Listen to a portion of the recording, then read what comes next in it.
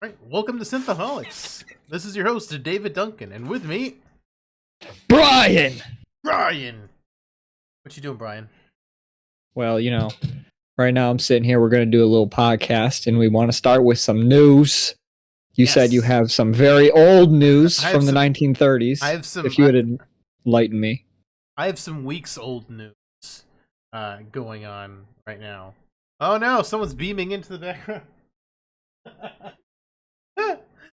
This streamcast is not going to. My wife's phasing in and out of reality. In and out of reality? Yeah, it looks like her beam down was being interrupted by some kind of unknown space force. That's what happens when you're on the bridge. Yes, the bridge is a very, very scary place to be. And for those who are just listening, it's video and plenty artifacting happening on my video. So the old news I wanted to bring up is that I had to talk about it weeks ago. Is that Alex Kurtzman has signed another deal with CBS or I guess Paramount now. I mean, find Paramount, and he signed a new deal with them to keep ruining Star Trek all the way till 2026. Good God. Whoa. That's way too long for him to keep messing up Star Trek. I've liked Lower Decks so far. I haven't started season 2 yet. Lower Decks has been good. I assume it's good because he's had very little involvement with it. Well, I don't know much about Alex Kirkman. Why is he bad? What has he done? He did the Amazing Spider-Man trilogy, or that wasn't a trilogy, and was supposed to spin off the Sinister Six that never happened. He started to do the Dark Universe, which started with one movie, and then it flopped, and they never made the other movies for the Dark Universe. And now he's driving Star Trek into the ground. He's got a track record of bad. He's got a track record of not finishing. Oh, now he's just doing all sorts of stuff, but it's just not good. Well, we're stuck with him now. He's not going away. He's not going away for a very long time. I was sad 4 years ago when they signed him for 5 years, and now they've signed him for another 5 years, and I'm very sad. They're going to keep him forever. You're never getting rid of him. I need competent people working on Star Trek, please. Please. I don't have too much news, except I got old news too, I guess. Old news too? Yeah, it's old new news. Is that Skyrim's being re-released in November for PS5. And my toaster and my refrigerator. Yeah, it's coming out on all the Samsung smart devices. All of them. I don't know of any other ones. But those are the ones coming out on. You're going to be able to play it on your TV. Oh, you can play it on your TV too? Yeah, that's just the smart TV. Like, if you have a smart TV, you can download Skyrim off of it now. Will you be able to also play it on a remote? On a Prime stick? Like on those Prime TV sticks that you just stick into your TV? Maybe. You might need the updated version of that. Oh, okay. And also, I want to just give a little shout out to 12 Minutes the game. I've been waiting a couple years for it to come out. It finally came out. Years for 12 minutes? Yeah, and it took me about 12 minutes to beat. So don't play the game. It was okay. It was like a mystery game where you repeat the same 12 minutes over and over again until you solve the mystery. It took me probably 12 tries to beat 12 minutes, and I beat it, and the story was very mediocre, and I'm disappointed, and I am sad now. That's all the news I have. Well, that's kind of sad. I mean, Skyrim... It had a good cast, too. It had James McAvoy was a voice actor in it. Daisy Ridley was a voice actor in it, and William Dafoe. That's why you've been waiting for it, because Daisy Ridley. To be fair, I did not know she was in it until I launched the game. Oh, sure. I've only watched one trailer. I'm pretty sure you stalked Daisy Ridley since the first Star Wars reboot. I'm not sure I have done that, but that's what I got going on. Why don't we head into our little review that we have going on? We have a review going on. Well, since we decided to watch a certain movie, which was what? Free Guy, or is it Free Guy? I don't know. It's both. There's no punctuation in the title. It could It's be the free guy. it's just Free Guy. It's not the Free Guy. It's not the Suicide Squad. It's just Free Guy Free guy. or Free Guy. Well, Free Guy, starring Ryan Reynolds, is a bank teller, and he discovers he's actually a background player in an open world video game. He decides to become the hero of his own story, one that can rewrite himself in a world where there are no limits. He's determined to save the day his way before it's too late, and maybe find a little romance along the way. David, what did you think of Free Guy? Give me a number out of 10. I don't know. I'm gonna go with like 7.5.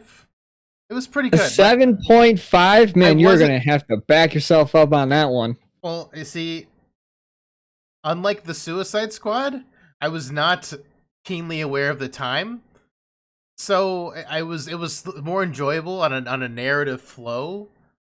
It's not like an excellent movie. I mean, anything that I think you should watch more than once is going to be like 8, 9, 10. Like, this is good. You're going to watch it over and over and over again. I would say when I rate things between like a 7 and a 7.5, that's probably like in the area of like watch it once, like between like 6.5 to 7.5. Like, watch it once and forget about it. Anything Never below, touch it and then again. below that's basically be never watch it again, or then don't see it the first time. Forget that you watched it. Yeah, that's probably my scale. Basically, like in the 6.5 to 7.5, it may or not may be worth a watch. Above that, it's worth repeat watches and probably buying. And below that, it's just like don't even time of day unless you're super. So that's my justification for my viewing. I didn't hate it. I wasn't keenly aware of the time, like I was in Suicide Squad. Well, I'm going to say don't even bother watching it. I did not like this movie at all. I would give it like at most a 4 out of 10. Really? I Wow. thought it was cringy. I thought the story was very poor and mediocre. The only positive about this movie is that Ryan Reynolds was acting like Ryan Reynolds. That's the only thing this movie had going for it. I didn't Reynolds like. always acts like Ryan Reynolds. Yeah, he's just like Deadpool, but like in real life. That's what Ryan Reynolds is, and that's the only reason this movie was bearable for me. I didn't like it because you have to make a giant leap from like reality to like this movie. There's a lot of things that like happens in this movie that doesn't happen in real life, like how games are like developed, and I don't know, man. It's just like how the company was run and it just doesn't work. Like you don't just go. I mean, they've got to dumb things down for an audience and make it interesting. Nothing in movies is actually how it works in real life. None of the violence is actually how violence is like in real life. Like movie getting shot is not like getting shot in the real world. Like Yeah, but like make it more realistic. Things completely different. I mean, you're also trying to tell a story, Brian. If they wanted Free Guy to be more realistic with the things he was trying to do in the video game company, then the movie would be multiple weeks long while they're working on the patches, if not multiple months, like 8 months. Like Cyberpunk has been through 8 months of patches. I loved the CEO guy, Taki. What's his name? Taiki Waititi. Taki Waititi. I loved him. He was fantastic. I loved his acting, and I thought the movie had a lot of like really kind of meta, like poking fun at things. Like it seems like a GTA Online world, but if you think about it, I think it's more poking fun at Ubisoft. Like At Ubisoft. Because it could also be like a Watch Dogs Legion type game. It's also big city open world, kind of like GTA. The name of the company was like Tsunami something, and It was Tsunami. It was like it was SOME some Nami or something. It was like SUM. It was something like that. Some Nami. But it was pronounced Tsunami, and the Ubisoft's logo is like that vortex, which are tsunami, water phenomena. Like they make vortexes. I mean, like it's kind of subtle. He had a French name in the movie. Ubisoft is a French company. Okay. I mean, wow, you really pulled that. You really pulled. I did not see a Ubisoft reference. All I really saw was GTA. A lot of it was just GTA to me. It wasn't I'm sure. It wasn't GTA enough for me because I mean, like, whenever all the NPCs disappear toward the end of the movie and there's just players, none of the players are shooting each other, and that's not like GTA at all. Because in GTA, I get shot all the time by other players, and I don't know what to do. I'm running around trying to figure out the quest, and then just random guy comes shoots me, and it's definitely not an NPC. Okay, well, I mean, it's not exactly like GTA. I just thought it was funny that like when all the NPCs disappeared, all the player characters like, what do we do? I'm like, shoot each other. Like, that's what multiplayer games are about. Well, bringing it back to the CEO of Tsunami, who makes the game Free Guy, I just want to say that he's also the guy who directed Thor 3, Which is and my he's favorite Thor also movie. what was the rock guy? Korg? The rock? He's like made out of rocks. Yeah, Korg, I think. He also plays that character as well. And isn't he So- directing Thor: Love and Thunder? And I think he's been given a Star Wars movie to direct. So I'm Really? I'm really excited for that because I really liked. I mean, Thor 3 was my favorite Thor by far. I really liked his acting in Free Guy. I thought he was kind of funny and just over the top ridiculous. I liked him a lot. Yeah, he does it. He did a real good job at being a dick. Yeah, he was great. He was fantastic. It was a good dick. I just, yeah, it was a very nice one. A very nice dick. Very nice. The girl, I thought the girl was fantastic. I don't know her name, but she like looked completely different from like her in game and just the glass. It was like almost like Superman. Like she had the glasses and a little bit of a different hairstyle, and she looked much older. And she kind of had to next to Ryan Reynolds because Ryan Reynolds is. If they're wearing glasses, they're a player. They're not an NPC. That's how you would know if they were an NPC or not. Yes, I thought that was an interesting distinction. I really liked her. She was an interesting character. How she went back and forth between interacting with the guy from Stranger Things and then Ryan Reynolds.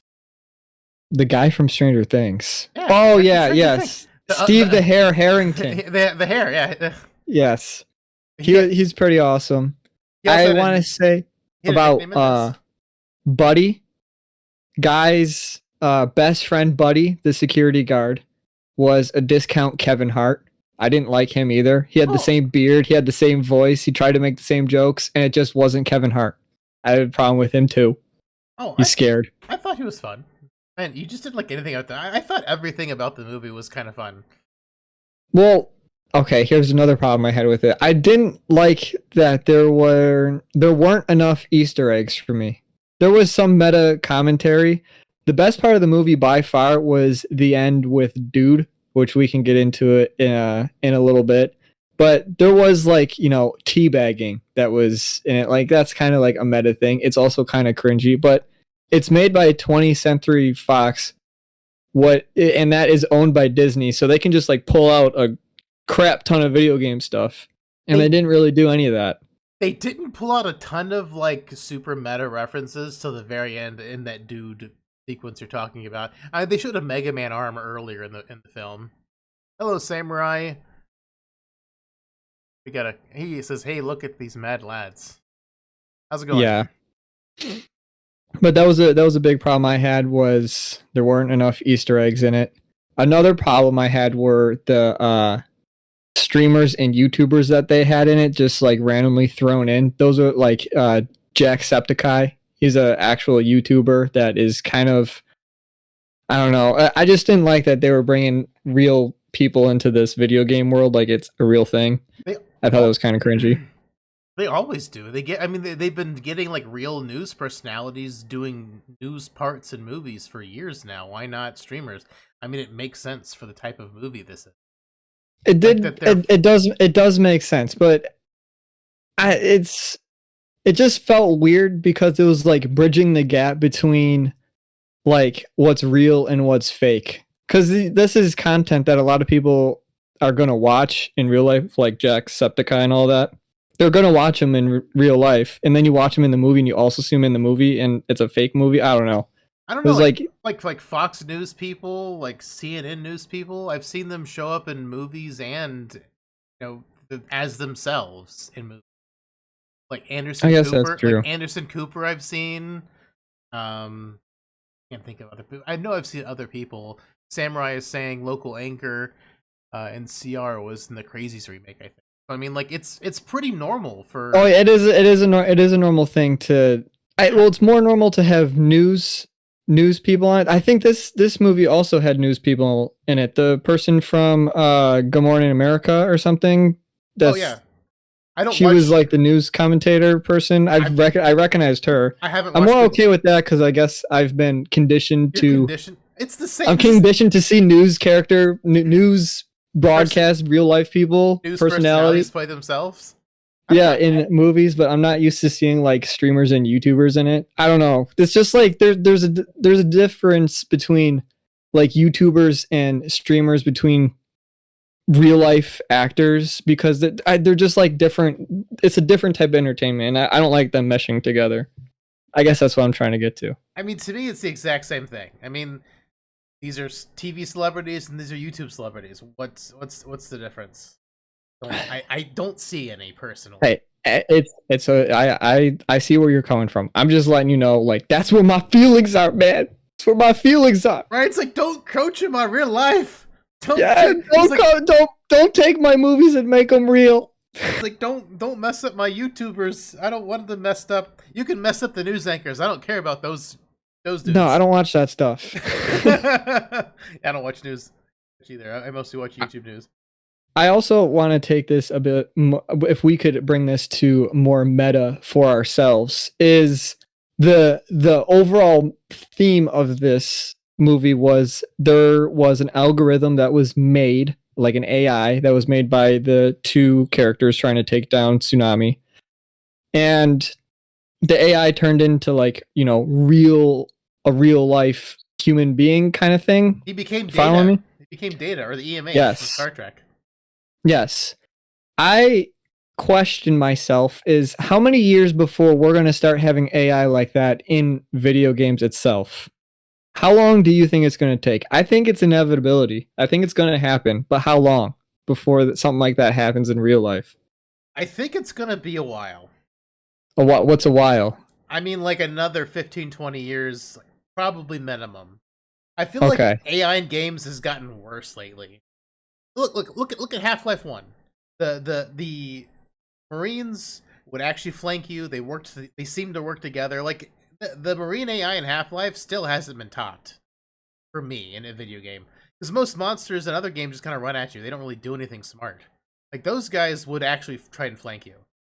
So what you're saying is Valve is going to be the first one to unleash the AI power? Probably. You think Valve's going to lead the way? I mean, why not?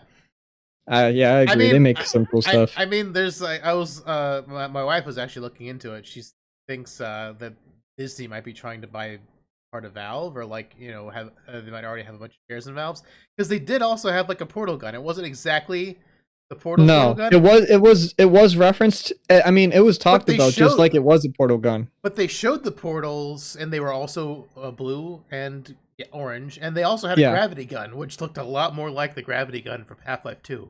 Yeah, but the only difference from the portal gun was that it didn't look like the portal gun. No, that was the only thing. The gravity gun did look like the gravity gun. It did look like the gravity gun. So I mean, it's interesting. I mean, Disney and Valve together might be making ultimate AI, because I mean, Disney is doing a ton when it comes to computer graphics. I mean, they make their own plugins for Maya, which in Frozen and Frozen 2, their snow animation engine for like rendering realistic snow is proprietary to them. I think they made it, but they use Maya, the 3D software. And pretty incredible. I think between them and Valve, together, we can have something's going to happen. AI apocalypse. I mean, yeah, and there was supposed to be this AI designed for with the Force Unleashed.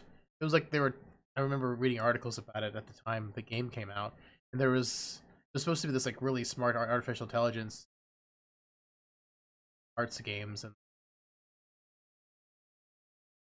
maybe it just wasn't ready yet, something like that.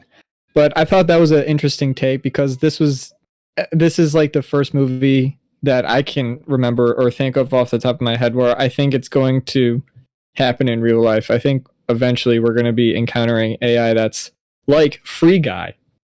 I mean, I think I do think it's inevitable, but I think it's a lot further away.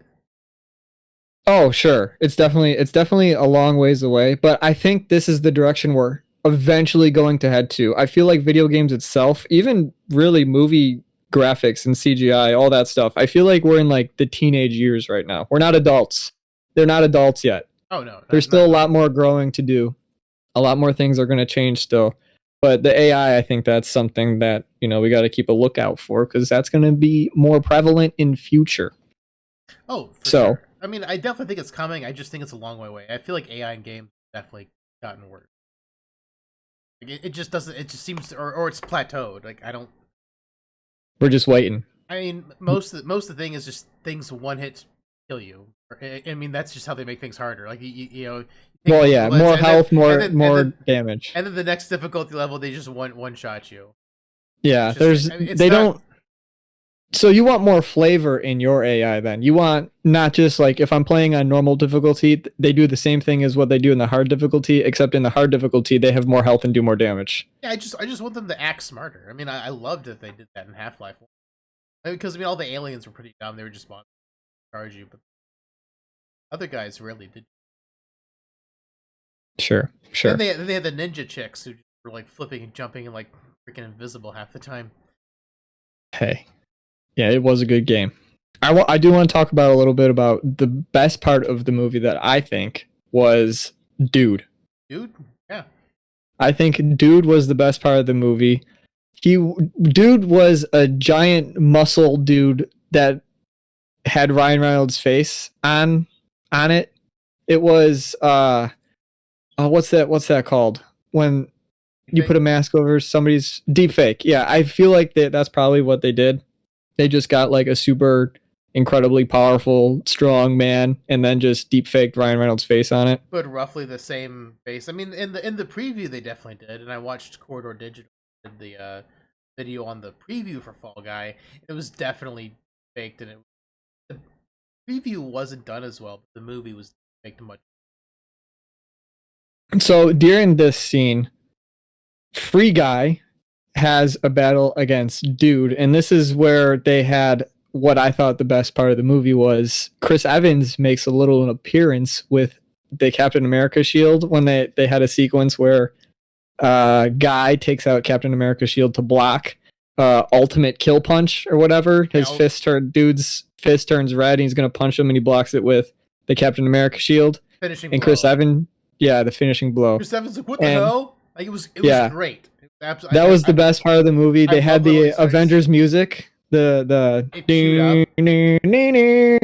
yeah, they had that going on. And then they pulled out a lightsaber a couple seconds later, and then they had the portal gun that looked like the gravity gun a couple seconds later, and they had shooting the red and blue portals. I mean,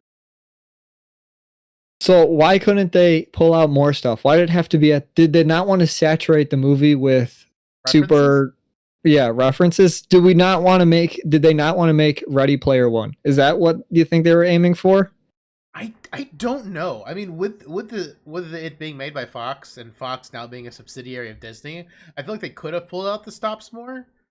I don't know what I don't know if there are like individual things they have to pay out, because I mean, even if you own the overall franchise, you might have to pay a particular creator.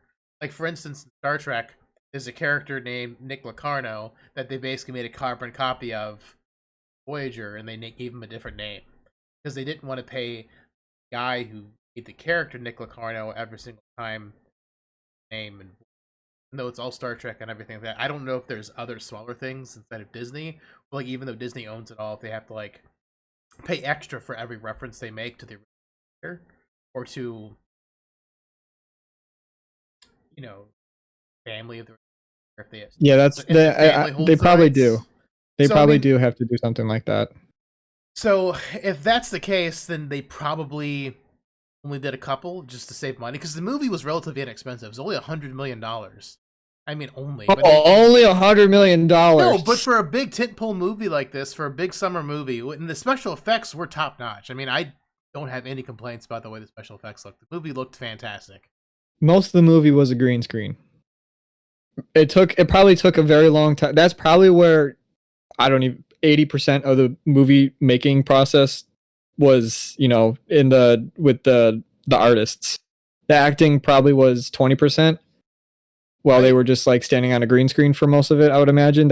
And they did a fantastic job. I don't know what company did the designs and all the graphics for the movie, but whoever they are, they did a great job, I thought. Yeah, exactly. I mean, like for $100 million movie, which is not huge for a summer blockbuster-ish type movie, it's relatively modest because some movies are 200 mil, 250, 300 mil. It's like, in the smaller of the large end movies. And they did a great job. The movie looked fantastic. CGI never fell apart for me. I mean, granted, they're trying to make it look like a video game, so maybe the CG wasn't as hard because it was trying to look like a video game, but I got no There was a complaints. noticeable difference between when they were, in the video game world compared to when they were looking at the video game world on a monitor. There was Okay. a significant difference there. Well, yeah, I mean, I feel like they did that on purpose, and that probably cost extra because they had to redo the models. Like they did a model of Ryan Reynolds and like that to make him look like a video game character. So I mean, it feels like extra work instead of just showing like the actual screen on the Yeah, just putting the screens. screen. They Yeah. they digitized it. So, I mean, that's like extra work they put into it to make it feel even more real in a way. I mean, I think they did a great job all around production. And the movie's absolutely worth it. So basically, the crux of the movie is the girl. I can't remember her name. I'm terrible at names. The main girl and the guy from Stranger Things. The hair. Steve the Hair Harrington. Steve the Hair Harrington. They developed a game together like 5 years ago, and they had this AI, and I guess they were gonna get it published by Tsunami, but he decided, Taki Wakata's character decided not to publish it, and he just basically laid them off and didn't really get money, and so she's got a lawsuit against the company for stealing their stuff. Apparently, all the AI in the game is based off the AI they created together, and the entire world is in the game, but it's just walled off.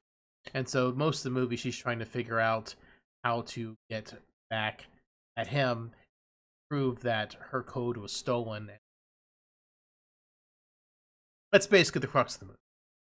They also had, when they first introduced that they had another game, they used IGN as an interview. I was fine with that, and I think I was fine with that because it's just another news site and not an actual like streamer or YouTuber. I was okay with having IGN. Really, you're okay with IGN? Because to me, I'm okay with IGN. To me, it's the same thing as YouTube. They're just like they've just been around a little bit longer than YouTube has.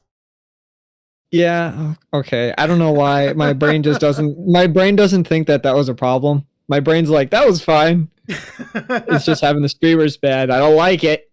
Well, speaking of IGN and stuff like that, you still need to get through your Mass Effect trilogy because Jessica Chobot from IGN back years ago, she's a character. She's actually a newscaster character in Mass Effect 3.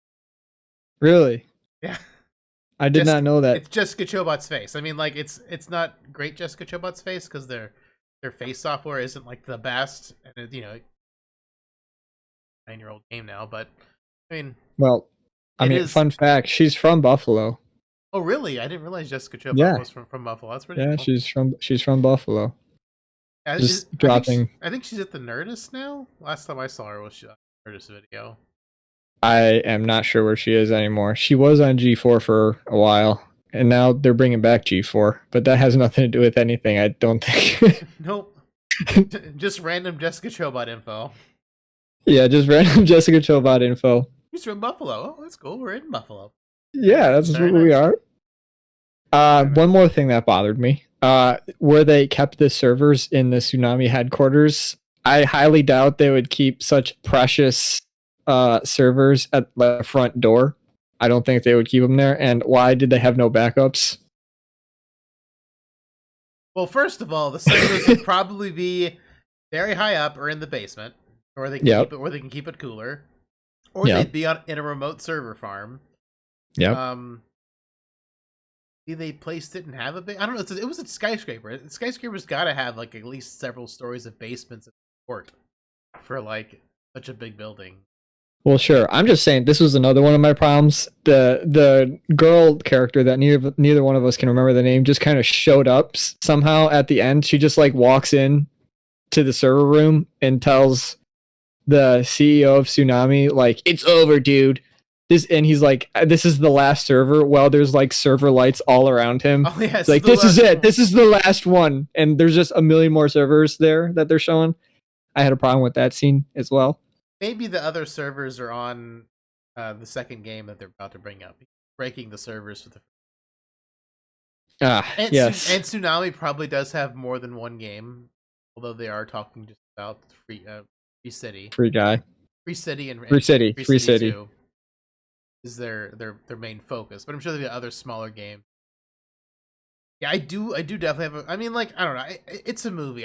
You gotta turn your brain off at some point. If for some movies, this is suspending your disbelief. Like most people, if they don't work in tech, probably don't understand how servers work. But you and I, that's probably why I had a problem with it. Is that like the amount of knowledge that I have and you have in just game development as a whole, and then on top of that, we also work in that field. So I have a good idea of how it happens in real life, and this movie did not go with that at all. So, so for those of you who don't know, who haven't seen, who don't work in the IT, basically, servers are behind like at least 2 or 3 levels of key swipes, and sometimes they're even hidden. Like, I mean, a lot of times they're hidden, but a lot of times they're like on hidden floors. Like if you go into an elevator. Like sometimes you have to like do a certain combo to even get to the floor because there'll be like a a sub B1, a sub B2, and they won't have them labeled. You have to do something special to get to the basement. Or there's multiple key cards, or only several people, only 2 or 3 people, or I mean it's more than 2 or 3. But I mean like we're Brian and I worked. He and I were basically one of like the key bearers of the server room. We were like 2 of 5 people in the entire building who had access.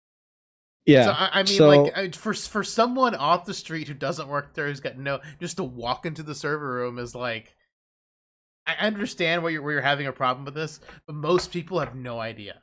I'm just being really nitpicky because this is just how I have to be. It's the rules. I'm usually really nitpicky, but for a movie that's just like dumb fun, like no issue. The movie was a bunch of dumb fun. They had some Easter eggs. I do agree with you. I wish they used their licenses more and sprinkled in more Easter eggs throughout the thing. I'm sure there's not a garbage ton. I'm not saying like I want Ready Player One end battle fight level of Easter eggs and from pop culture, but like a little bit more would have been cooler because they had a lot to pick from. Oh, they had so much they could have picked from, and it was like in a small like 10-minute scene basically, or less than 10-minute scene, where a lot of their big Easter eggs came up. It was in a was spot. The fight with Dude also your favorite part of the movie? What was your favorite part of the movie? My favorite part of the movie? I mean the fight with Dude was fun because again that's when the Easter eggs came out, and that was like when I really started having fun with a lot of fun with the movie, when silly and like leaning hard into the properties they own. And I don't know if you noticed, the movie didn't say 20th Century Fox; it just said 20th Century Studios, which like did it? Yeah, it didn't say Fox. It just said Studios. I did not notice that. I was like, that's slowly the Disney takeover is happening. It's just 20th Century Studios now. I'm like, oh, that's weird. I don't remember it being 20th Century Fox. Like the Mandela effect. It's like, is it really 20th Century Fox, or was it always 20th Century Studios? Did the timeline change again with the Mandela effect? I don't. It could have. Now there is a big emphasis on bubblegum ice cream. I've had bubblegum ice cream before. I do not like it. I want to know your thoughts. I was gonna, as soon as the movie was done, I was gonna ask you about bubblegum ice cream, but I figured I'd wait until now. What is your thoughts on bubblegum ice cream? I didn't know bubblegum ice cream was a thing until the movie. Okay. I've never heard of it, never had it.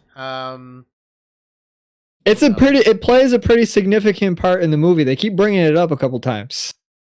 Good old bubblegum ice cream. Oh, I mean, Ryan Reynolds was obsessed with it because the hair was obsessed with it because the girl was obsessed. So, I mean, like it was a big round thing. The guy programmed a guy to be everything he wanted to be, and basically programmed him to be himself. He was pining after this perfect girl that he was working with, never showed. So I mean, it was like a love story and everything. I kind of wish they didn't do the love story thing, so they could have like trimmed a few minutes off the movie.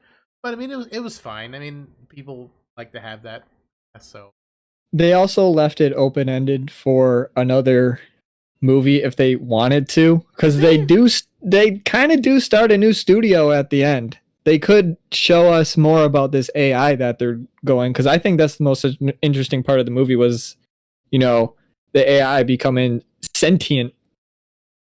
I mean, I guess Samurai said he's pretty sure he saw some other movie recently. So I'm not crazy. So they did change Okay, it you're from not crazy. some studios to from Fox's studios. I actually, Kaylee, when we were driving home from the movie, we went and saw it at the drive-in. Kaylee was looking up, and apparently they are planning a sequel, and I don't understand where any tension or would come from in a sequel. Because I mean, everything was resolved. They got the game back from Tsunami. They are. I mean, they didn't show the court scene. Maybe they'll do that for the second one. I mean, I guess, but I mean, like, I just feel like without any kind of like tension or some kind of problem, there is no movie to have. So they're gonna have to like invent a reason for stuff to happen.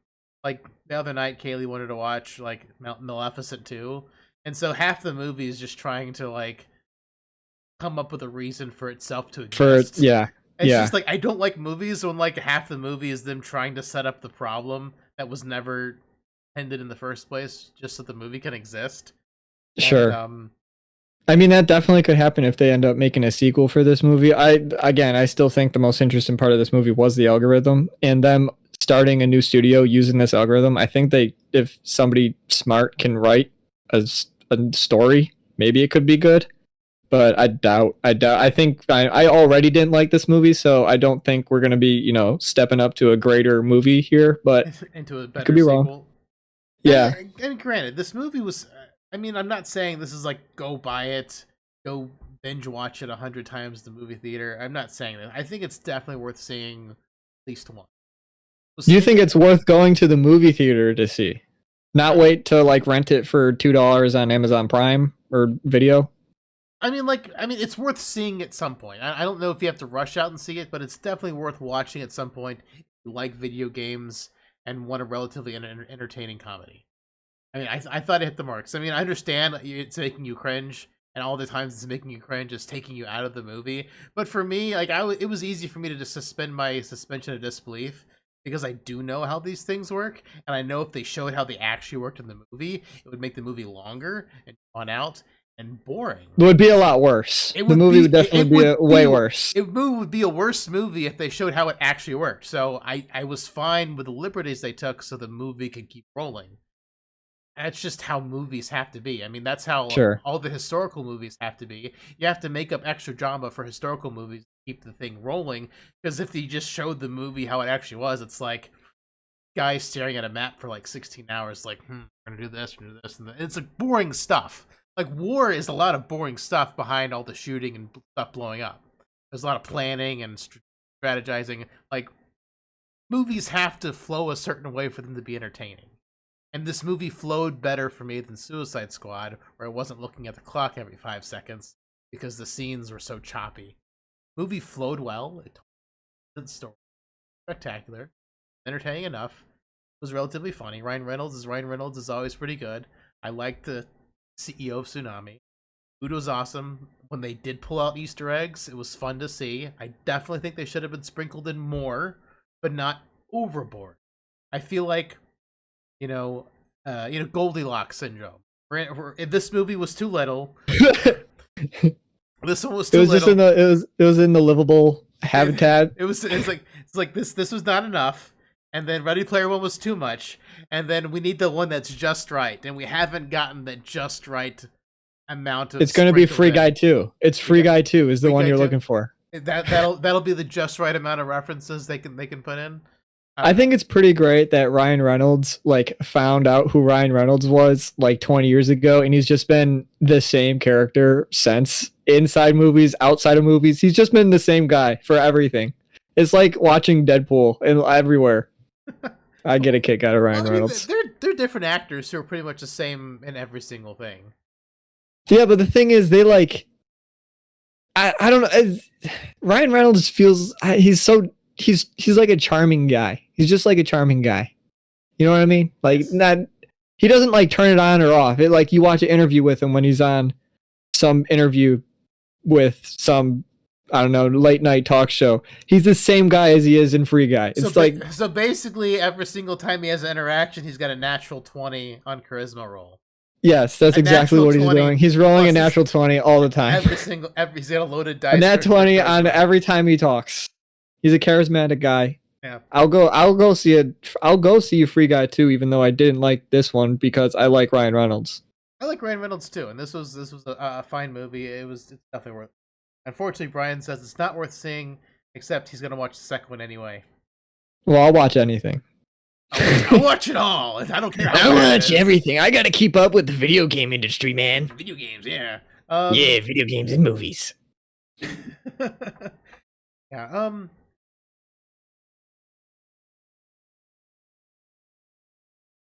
I mean, we've kind of covered everything that I wrote down. That's good. Yeah. Movie. Ryan Reynolds is fun. I hope are they doing a Deadpool 3? I think they're just starting to film it now. That'd be good. Oh! I was gonna ask you. Have you seen The Expanse, Brian? I have not seen The Expanse. Is this something I have to watch? It's a good show. It's a really good show. I enjoy it a lot. Space science show. My one big problem with The Expanse is that the lead character. I mean, there's like basically like 5 main characters in the show. It's kind of like Firefly, where you've got like the core crew, and they're all kind of main characters. It's like that, except the guy who's like definitely like meant to be the lead, Holden. The actor that plays him, he's a good actor, but he doesn't have that natural 20 charisma that Nathan Fillion has, that Ryan Reynolds has. And so it makes the first couple episodes of The Expanse a little bit hard to get into because the leading man does not have that natural 20 loaded die on charisma every single time he says something. So it's a little bit hard to get into at first, but the show is absolutely fantastic. It's definitely worth watching if you like sci-fi.